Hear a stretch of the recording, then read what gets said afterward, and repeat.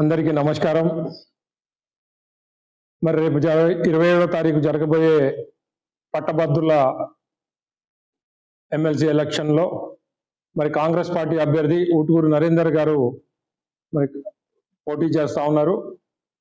నేను ఓటర్ మహాశయులకు అందరికీ విజ్ఞప్తి చేస్తున్నా, పెద్ద ఎత్తున మొదటి ప్రాధాన్యత ఓటు ఊటుకూరు నరేందర్ గారికి కాంగ్రెస్ పార్టీ అభ్యర్థికి వేసి గెలిపిస్తారని చెప్పి నేను ఆశిస్తూ అందరికీ విజ్ఞప్తి చేస్తున్నా.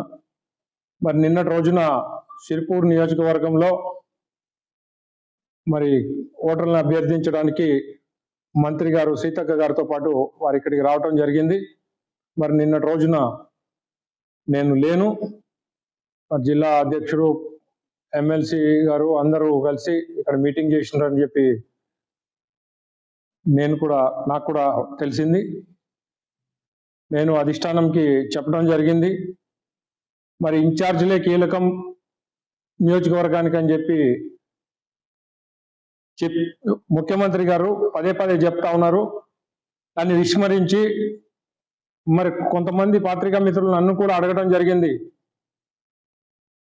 నిన్న మీకు ఆహ్వానం పలికినట్టు కదా, ఆహ్వానం ఉందట కదా, మీరు నేను అక్కడ కనపడలేదు రాలేదని.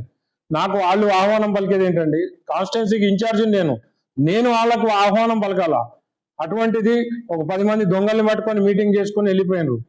సరే, వాళ్ళు ఏమైనా చేసుకోవచ్చు, వాళ్ళు ఇష్టానుసారంగా ఏదైనా వ్యవహరించవచ్చు, కానీ ఏదైనా కూడా అధిష్టానం దృష్టికి తీసుకెళ్తాం. వాళ్ళు చేసే పద్ధతి కరెక్ట్ కాదు.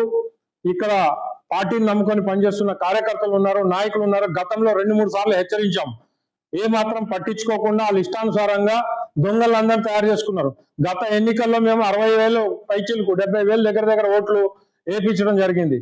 అటువంటిది క్యాడర్ నాయకుల్ని ఇన్ఛార్జ్ని అందరిని వదిలిపెట్టి ఇష్టానుసారంగా ఎవరికి తెలియకుండా మీటింగులు చేసుకుని వెళ్ళటం ఎంతవరకు కరెక్ట్ అని చెప్పి మేము ప్రశ్నిస్తున్నాం.